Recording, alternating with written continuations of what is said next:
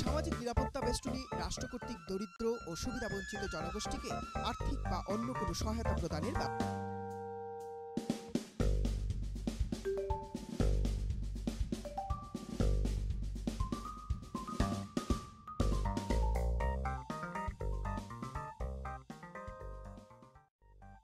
ওয়ালাইকুম চাচা।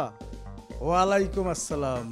নির্বাচনে নামছি চাচা, আমারে যদি ভোট দেন আপনার ঘর কোনো কষ্ট থাকবো না চাচা। কষ্টে আছি, কে কইছে তোমারে?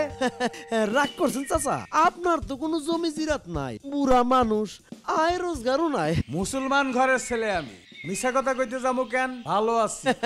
বুঝছি চাচা, আপনি সত্যি রেগে আছেন।